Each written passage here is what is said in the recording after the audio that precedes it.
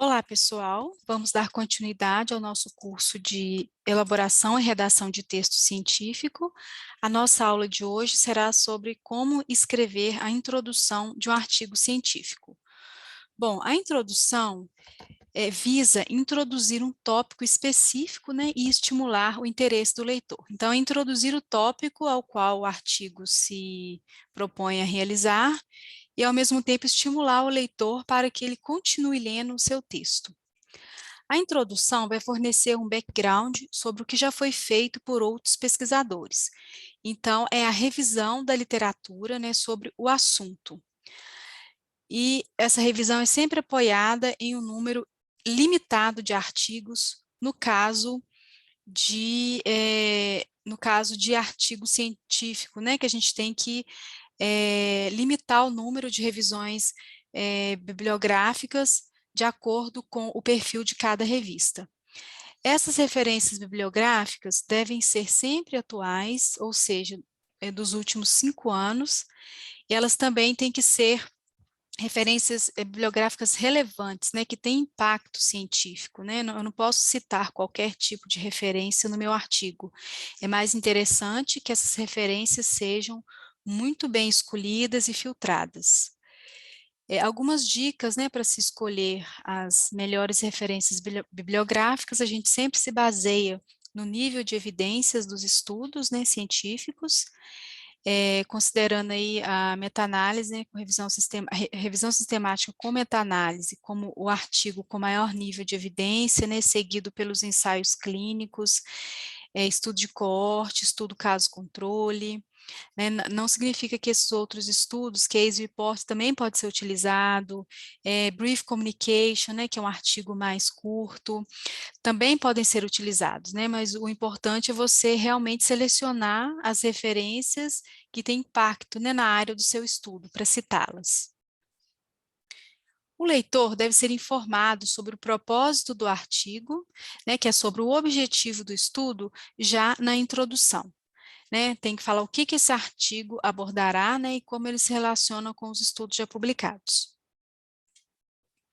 Vamos considerar esse cenário de leitores aí do seu artigo. Vamos supor que 1.000 leitores leiam o título do seu artigo. Destes, apenas 10% vão seguir para ler o resumo, né? Isso vai depender muito do seu título, se ele é conciso, abrangente e informativo ao mesmo tempo, né? Então, mais ou menos 10% desse cenário aí de 1.000 leitores vão partir para a leitura do resumo.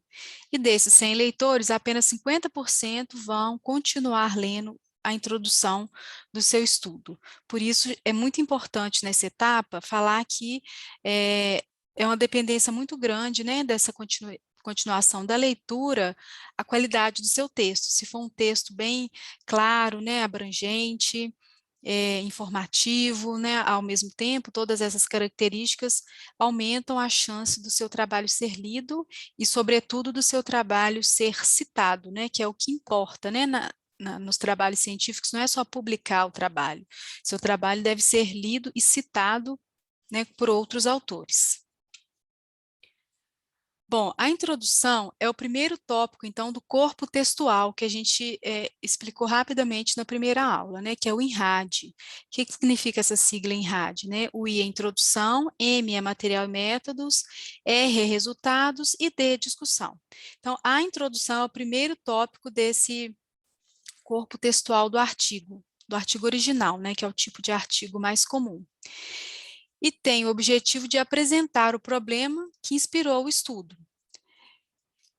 A introdução deve apresentar de forma breve e clara a fundamentação racional e o propósito do estudo.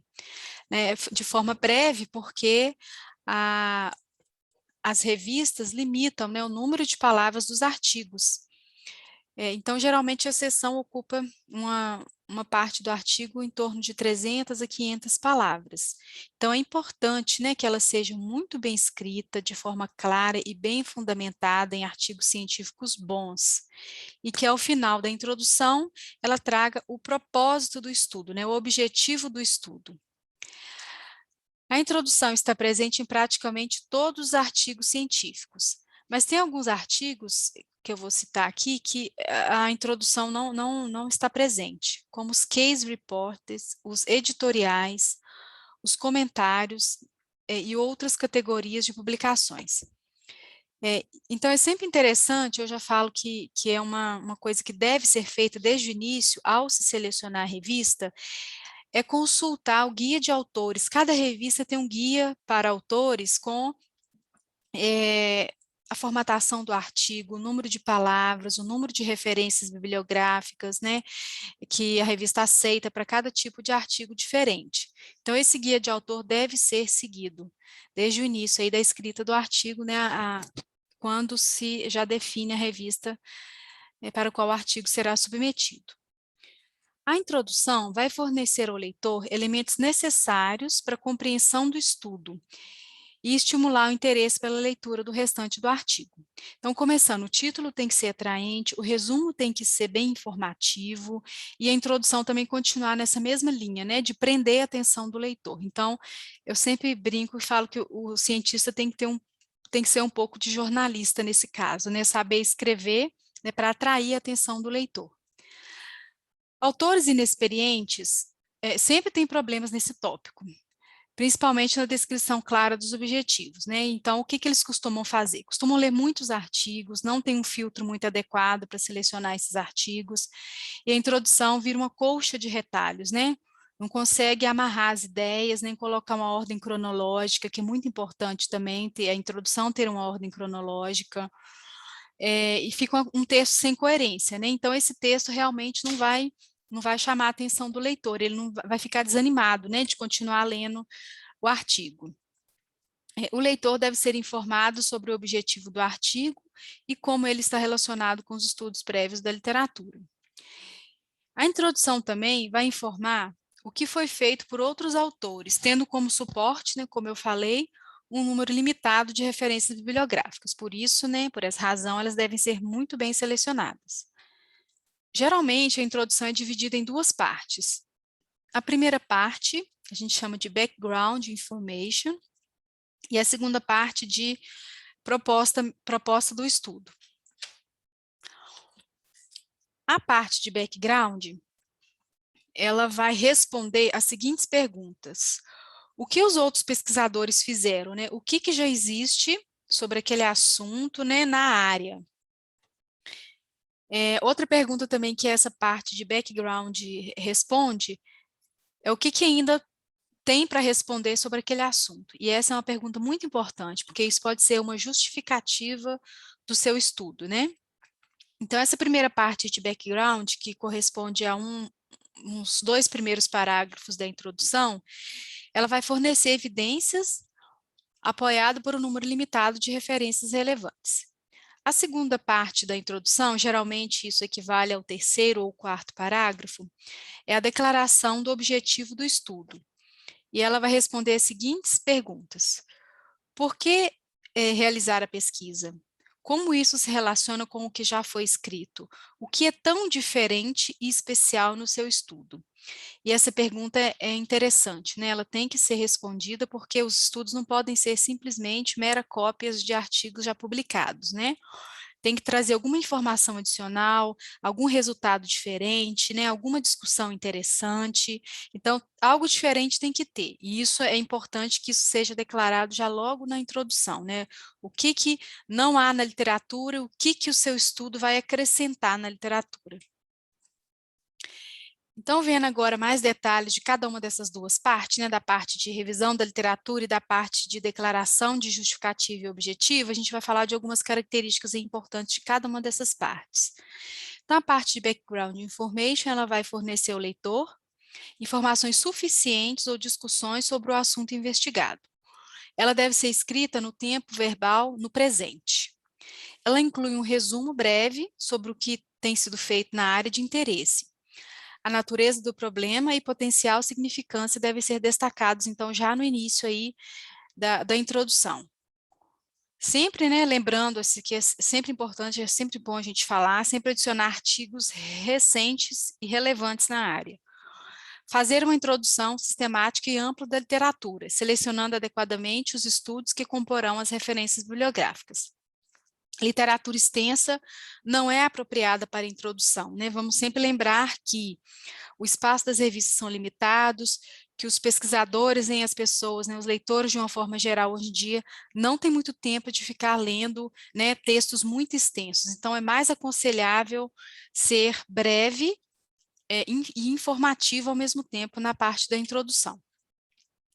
Uma coisa muito importante também, ao citar outros artigos, é não adicionar críticas contundentes a outros autores, né, outros estudos. Então, tem algumas dicas aqui de como a gente deve abordar, né, se existe alguma controvérsia na literatura, se existe alguma lacuna na literatura, como que isso deve ser abordado, né, na sua introdução. Então, um exemplo de frase aqui, né, ao se citar um estudo: entretanto, essa teoria não explica completamente, então está sendo bem sutil e suave, né, ao falar que tal estudo não explicou completamente um determinado fenômeno, né. Outro exemplo: entretanto, existe uma inconsistência com este argumento. Então, existe uma inconsistência, né, qual a inconsistência que existe, né, então ser bem cuidadoso, né, ao abordar as fraquezas dos outros estudos, né, abordar a, a, a importância, né, dos outros estudos. Um outro exemplo, uma das limitações com essa explicação é que realmente não explica, né, o fenômeno como um todo, faltou alguma coisa e meu estudo propõe, né, completar essa informação. Então é importante a gente ser cauteloso, né, ao citar, né, as limitações dos outros estudos, né, as fraquezas dos outros estudos. O tamanho da introdução depende do tipo de problema e do tipo de artigo, né? Principalmente do tipo de artigo, né? A introdução do artigo original, que é os artigos mais comuns, né, publicados, realmente ela pode ser um pouco maior, né, como eu falei, ocupando de 300 a 500 palavras, mas isso depende do tipo de revista, né? Então eu recomendo fortemente que o guia para autores das revistas escolhidas por você sejam amplamente consultados, né? E que o artigo seja formatado nos moldes desse guia para autores, porque isso pode ser um motivo de recusa do artigo, né? Já de precocemente aí pelos revisores, né? Se o artigo não tiver bem adequado aos moldes da revista. Inclusive, às vezes o artigo chega nem ser enviado para os revisores se ele não tiver no formato adequado. Lembrar sempre também de considerar a audiência, né, para a qual você está escrevendo. Se for uma audiência médica, a introdução deve ser escrita com mais detalhes, né, porque os profissionais esse tipo de profissional da área da saúde consegue ler uma literatura mais detalhada. Se a audiência for pesquisadores ou especialistas na área, ou outro tipo de leitor, né, a introdução deverá ser curta e com os tópicos bem definidos, né, e mostrar por que o estudo foi realizado e por que o tema é importante.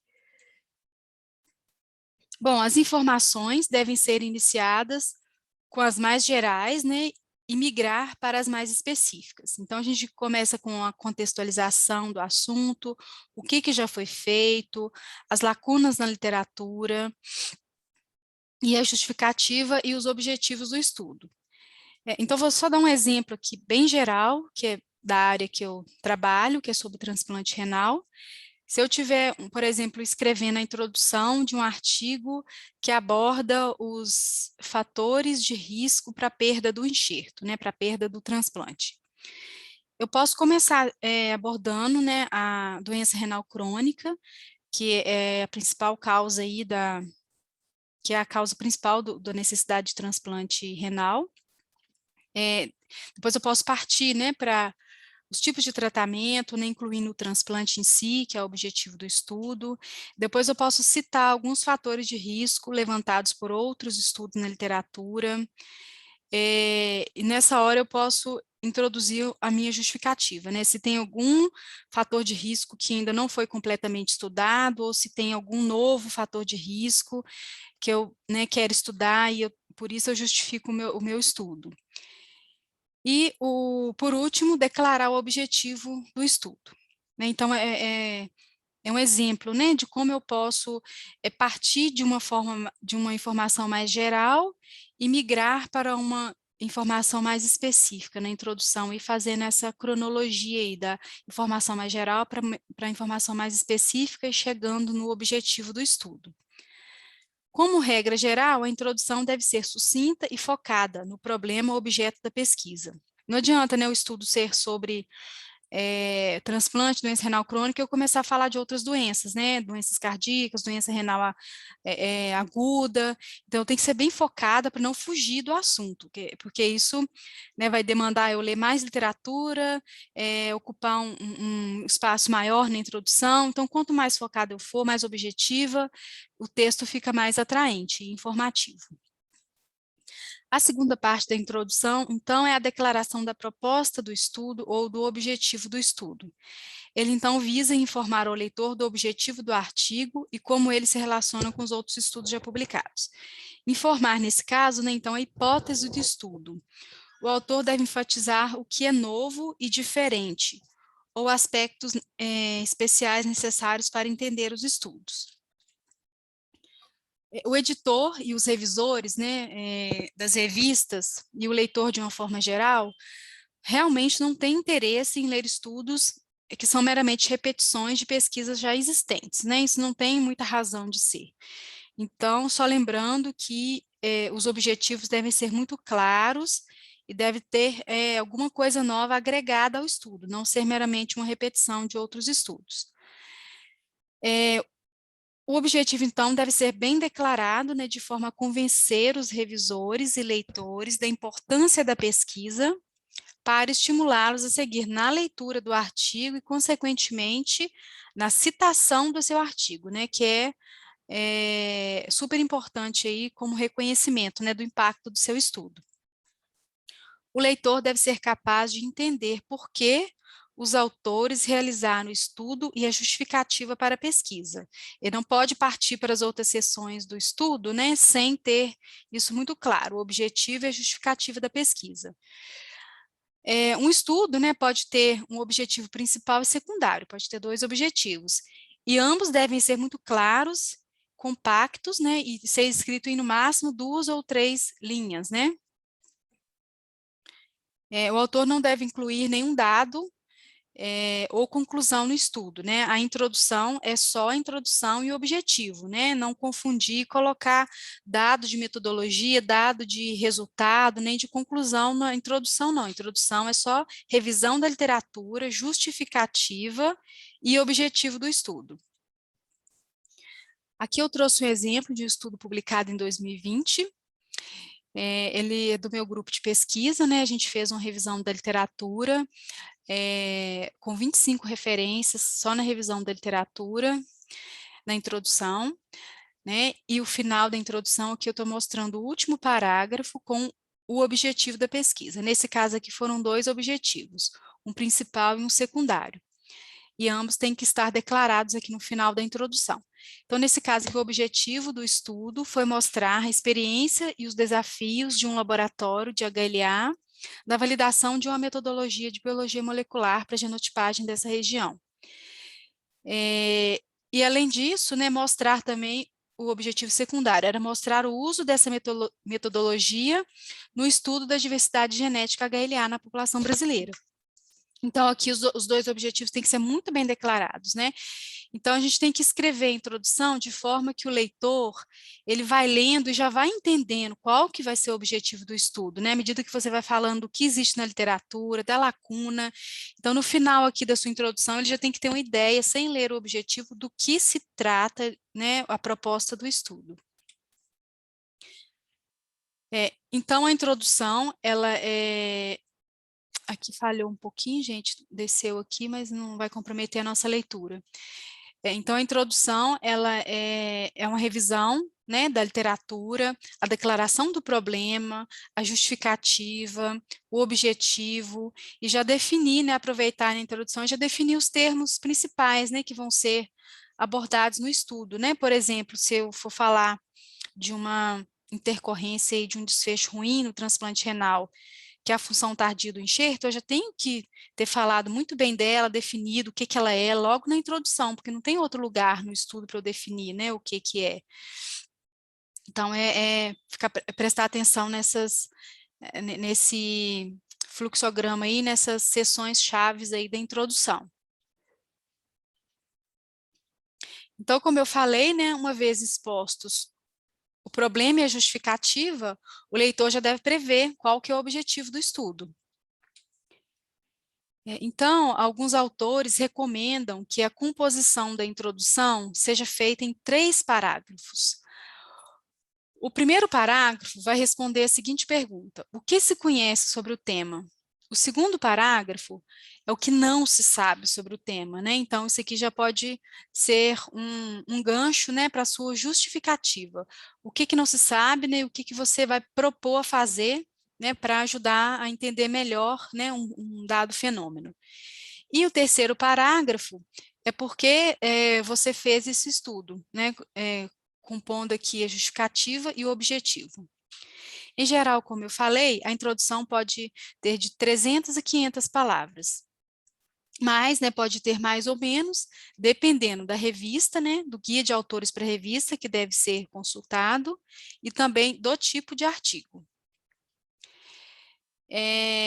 O primeiro parágrafo, então, é o que se conhece sobre o tema. O segundo parágrafo, o que não se sabe sobre o tema, né, as controvérsias ou lacunas na literatura.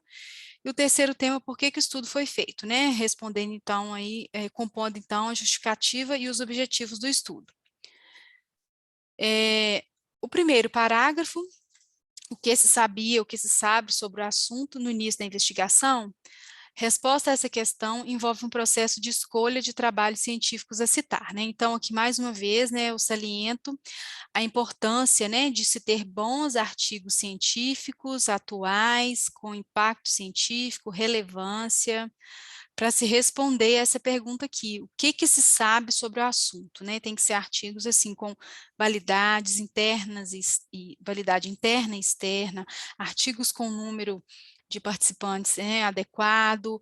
Então, não é qualquer artigo que deve ser citado, não, porque às vezes, numa revisão, né, o revisor avaliando o seu trabalho, ele pode até indicar alguma referência bibliográfica que ele acha importante, que tem impacto, e que por algum motivo você não citou, né? Ele pode indicar, né, você ler essa referência e citá-la. Em artigo original, não há lugar para revisão extensiva, né? Como a gente já tem falado, né? O número de palavras é limitado. Não há lugar, então, para revisão extensiva sobre o que foi publicado sobre o assunto. Não se trata de artigo de revisão, né? Então, a introdução não é um lugar para se escrever muito, né? O lugar para se escrever muito é o tipo de artigo que a gente fala de artigo de revisão, né? Mas que, geralmente, esse artigo de revisão, ele é encomendado, né, pelos editores das revistas para algum autor expert no assunto, né? Você também tem a opção de fazer uma ampla, né, revisão da literatura, e se você achar que ficou muito bom, né, você conseguiu ser abrangente no assunto, citar literatura atual, citar todos os aspectos, né, do assunto estudado, você também pode tentar, né, publicar essa revisão que você fez no formato de artigo de revisão, né, e retirar aí a essência desse artigo de revisão e fazer a sua introdução para o artigo original. Também é uma opção que pode ser feita. Os editores limitam o número de trabalhos a constar na lista de referências. Né, obviamente, também a lista de referências também não pode ser muito grande, né? Geralmente aí para artigo original é em torno de 40 artigos. Entre os critérios utilizados para escolhê-los estão a referência, a relevância, né, a acessibilidade e a atualidade. Esse limite deve ser obedecido. Se tiver um a mais, né, isso pode ser motivo do seu artigo voltar para ser adequado e ser submetido novamente. Se o autor não fez revisão detalhada da literatura, deve tentar publicá-la. Se ele fez, né, igual eu falei aqui em cima, se ele fez uma revisão bem detalhada da literatura e achou que ficou uma revisão que pode ser publicada, né, no formato de artigo de revisão, ele pode tentar, sim, submeter esse tipo de artigo para alguma revista científica e usar, né, a essência dessa revisão que ele fez, esse artigo de revisão, e fazer, né, a introdução do artigo original. Já o segundo parágrafo, né, que responde a pergunta o que não se sabe sobre o assunto, né, e que motivou a investigação, é hora de levantar, né, as lacunas, as controvérsias dos dados, né, de outros estudos. E o último parágrafo, né, declarando aí a justificativa e a relevância do estudo, junto com os objetivos. Se o encadeamento, né, de assuntos na introdução for adequado, o objetivo será uma consequência natural e o fechamento da introdução. O leitor já pode, né, predizer o artigo sem lê-lo. É uma dica, então, ao iniciar essa redação, né, de qualquer artigo científico, é conveniente ter o objetivo do artigo por escrito do lado, né, que aí a revisão da literatura vai ser feita em cima daquele objetivo.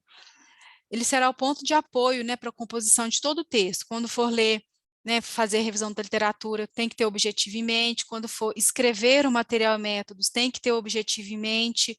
Quando for escrever a seção de resultado, novamente, o objetivo tem que estar em mente para você escrever os resultados de acordo com os objetivos. A discussão também, a conclusão tem que estar, né, principalmente a conclusão tem que estar bem ligada e linkada ao objetivo do estudo. Quem avalia a qualidade de um artigo costuma verificar se o texto reflete o objetivo, em especial se o objetivo e a conclusão combinam, foi o que eu acabei de falar. Daí a importância de ter presente o objetivo, né, durante toda a redação aí do texto, do artigo científico.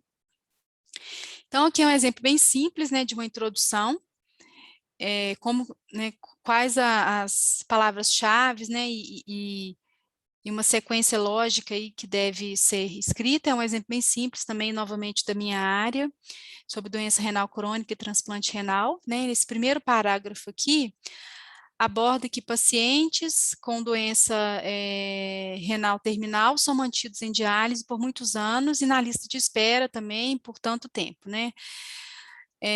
Aqui o primeiro parágrafo está levantando o problema do estudo, né? Que é paciente com doença renal crônica em estado terminal. Aqui na sequência vem falando a situação do Brasil, como que é no Brasil, como que é a doença renal crônica no Brasil, como é a lista de espera no Brasil, qual que é o tempo de espera, né? Seguindo, estudos prévios têm mostrado que, né, o tempo de espera é tanto, que a taxa de paciente transplantado, né, da lista de espera é tanto, e sempre colocando as referências, né? Como eu falei que estudos prévios, né, então tem que ter mais de uma referência. Outros estudos mostram que, né, pode ser uma controvérsia, e que o transplante renal tem desfecho ruim às vezes, e que é mais adequado o paciente ficar em diálise. Então, aqui é a hora de eu colocar, né, a controvérsia e as lacunas na literatura. Visto que, né, o transplante renal desempenha um papel essencial, que é a sua justificativa, né? Na sobrevida do paciente, na qualidade de vida. Então, esse estudo visa, aí já emenda aqui com o objetivo. Então, é uma forma, assim, de você conduzir, né, o seu texto de forma atraente, né? Não deixar nenhuma parte se perder, nenhuma parte ficar como coxa de retalho, nenhuma, né, sem coerência, isso aí tudo desanima, né, a leitura. Então, é uma forma de você pensar aí, né, falar o que que existe, o que que não existe, o que que é controverso, né, e já justificar o seu estudo e colocar aqui no final o objetivo do estudo. O que aparece na introdução? Em estudos descritivos, né, ou seja, que não tem hipótese, a introdução tem que trazer por que escrever, né, aquele estudo descritivo. Em estudos que têm hipótese de associação, né, a introdução deve responder por que se espera tal associação. Em estudo que tem hipótese de interferência, tem que responder a seguinte pergunta: por que se espera que tal variável cause determinado efeito, né? Então, tem que ficar bem focado no tipo de estudo para se fazer uma introdução adequada, né, respondendo às perguntas relevantes, né, requeridas para cada tipo de estudo. Bom, alguns comentários adicionais, né, sobre a introdução. Escritores experientes organizam a introdução com o intuito de despertar o interesse do leitor e fazê-lo prosseguir na leitura. Já é o contrário, né, daqueles leitores que são inexperientes e que porventura, fazem uma coxa de retalhos, um texto muito extenso, muito sem sentido, sem foco. Então, autores experientes já conseguem, né, organizar esse texto de forma a prender a atenção do leitor. Quem escreve quer ser lido, e, sobretudo, citado, né? Aí, se você for citado, mostre que o seu estudo tem relevância e importância. E espera que suas informações sejam úteis para a coletividade, né, para a comunidade científica. Realmente, quem escreve quer ser lido, né, e citado. No intuito de agradar leitores e editores científicos, o texto deve ter certas características, entre as quais, né, concisão, né, não ser um texto coxa de retalhos, vamos dizer assim, tem que ser um texto claro, exato, ter uma sequência lógica e elegância. Os editores científicos apreciam introduções curtas, mas com informações suficientes e adequadas. Aí vem uma pergunta, né? Quando escrever a introdução? Geralmente, a introdução é uma das primeiras a serem escritas, né? A ser escrita, porque a gente tem que fazer uma revisão da literatura, né? E observar alguma lacuna na literatura para propor um estudo. Mas tem autores que recomendam que ela seja escrita, ou pelo menos revisada e complementada, ao final do estudo, porque sabendo do que se trata o estudo e qual que é a conclusão, a introdução leva o leitor à importância do tema, né? Então, se você já tem a conclusão do seu estudo, você tem a capacidade também de avaliar se você abordou bem o, o, o tema na introdução, né? E voltar, né, e conseguir fazer uma complementação e adequar essa introdução. Por isso é mais fácil. Alguns autores defendem, sim, que é mais fácil escrever ou mesmo complementar a introdução depois dos resultados, discussão e conclusões do estudo. Mas, no geral, realmente, ela é uma das primeiras partes, né, que os autores escrevem. Eu gostaria de destacar aqui alguns erros comuns que a gente observa nas introduções. Introduções longas, incoerentes e confusas, né? Elas tentam contar uma história, né? Às vezes o autor tenta ser muito didático, explicar demais um determinado assunto, né? E às vezes o público-alvo já sabe, né, aquele assunto, então não precisa explicar aquele assunto demais. Né? Então, ser prolixo demais na introdução, falta de foco, excesso de informação. Então, isso tudo torna a introdução menos atrativa, né? E introduz alguns erros aí nessa parte do artigo. Ter uma lista extensa de referências também não é assim, muito interessante, né? Igual eu falei, tem que escolher, né, bem os artigos e filtrar os artigos que vão ser realmente utilizados como referência bibliográfica do artigo, dos seus artigos.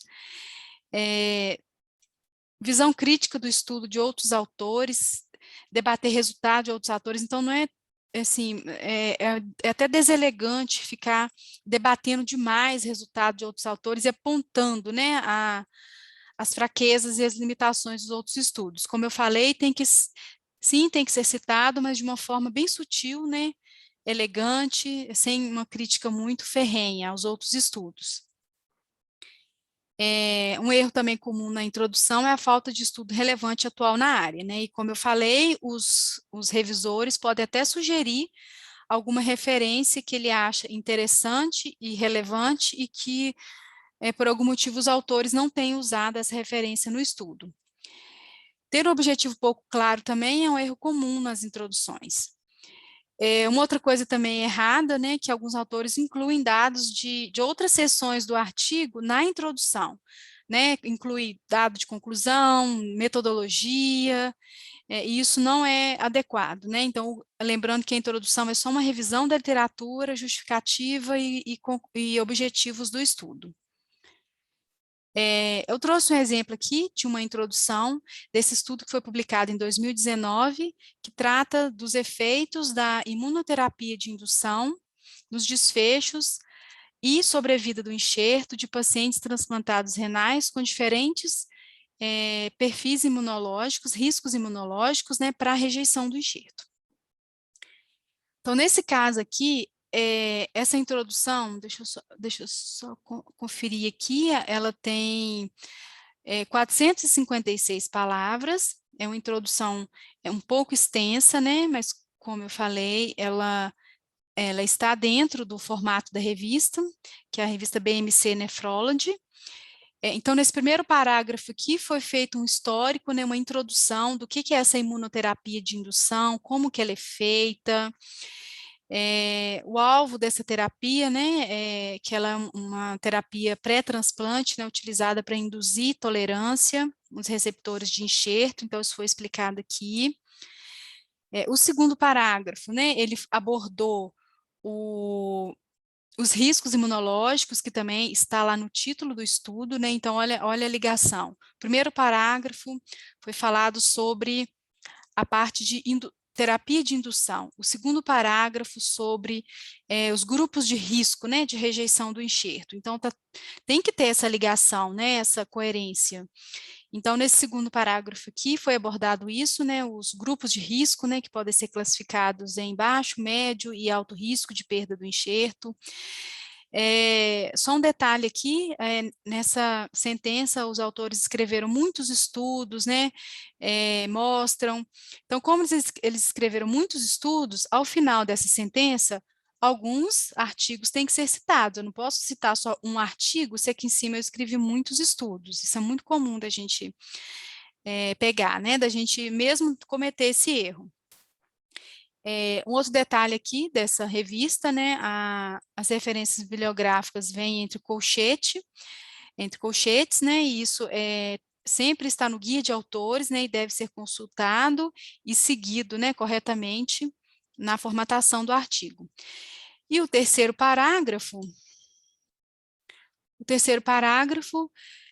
continuou falando um pouco, né, de sobrevida do enxerto, que também está no título do estudo, e ao final aqui, o objetivo também que está relacionado com o título do estudo, né? Então aqui o objetivo desse estudo foi avaliar os efeitos da imunoterapia pelo agente aqui imunoterápico, que é a timoglobulina, na sobrevida do enxerto durante um período de 9 anos nos pacientes transplantados renais com diferentes perfis imunológicos. Então, o título também está aqui ocupando o final da introdução e está relacionado, né, com o título do estudo. Esse outro exemplo aqui de introdução tem alguns pontos importantes que eu gostaria de mostrar. Esses dois primeiros parágrafos aqui são revisão do tema e abordagem do problema. É um estudo sobre a obesidade em mulheres, nas mulheres, né, abordando aqui que quanto maior o número de filhos, maiores as chances, né, de uma mulher desenvolver obesidade. Aqui no penúltimo parágrafo, os autores abordaram que são escassos os estudos realizados no Brasil, então já justificando já a necessidade da realização, né, desse estudo. E no último parágrafo, eles colocaram o objetivo do estudo, né? Dessa forma, o propósito do estudo foi testar a associação entre um elenco de variáveis e a obesidade abdominal, avaliada por CC, que é a circunferência da cintura, em grupo de mulheres em idade reprodutiva, estudadas na ocasião da pesquisa Nutrição e Saúde, desenvolvida no município do Rio de Janeiro em 1996. Bom, eu achei que ficou bem extenso o objetivo, e eu resumiria esse artigo, né, esse objetivo, em um número menor de palavras. Eu cortaria aqui, avaliada pela circunferência da cintura, que para mim é relacionada a material e métodos, né, que é a forma que essa variável foi analisada, foi coletada, né, e aqui o local e o ano do estudo. Realmente eu acho que também isso aqui pode ser colocado em material e métodos, né, ao se descrever, né, a população do estudo, o local, a data. Então, eu colocaria o objetivo da seguinte forma: o propósito do presente estudo foi testar a associação entre o elenco de variáveis e a obesidade abdominal em um grupo de mulheres em idade reprodutiva. Porque se o estudo for feito de forma adequada, né, tiver um N suficiente, selecionado de forma aleatória, essa informação aqui terá validade externa para outros estudos, né, não se aplicando apenas a essa população aqui, a qual o estudo foi realizado. Esse outro estudo aqui, né, eu queria só mostrar aqui um pedacinho da introdução, para destacar uma outra forma de citar as referências bibliográficas na introdução. Nesse caso aqui é sobre escrito, né? Não é igual aquele caso da primeira revista que eu mostrei, que era entre colchetes as referências. Então, esses detalhes têm que ser observados na formatação do artigo. Agora eu trouxe para vocês aqui alguns guias para autores de algumas revistas. Então, os próprios guias de autores já dão uma orientação do que tem que conter, né, a introdução. Nesse caso aqui, a introdução tem que apontar, né, a proposta do estudo, o problema que estimulou, né, a realização do estudo e uma revisão breve, né, de artigos prévios relevantes já publicados.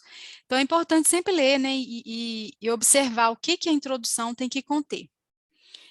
Nessa outra revista aqui, BMC Nephrology, a introdução já é chamada de background, e traz as seguintes informações. A seção de background deve explicar, né, o background do estudo, seu objetivo, um resumo da literatura existente e por que o estudo foi feito, e sua contribuição para a área.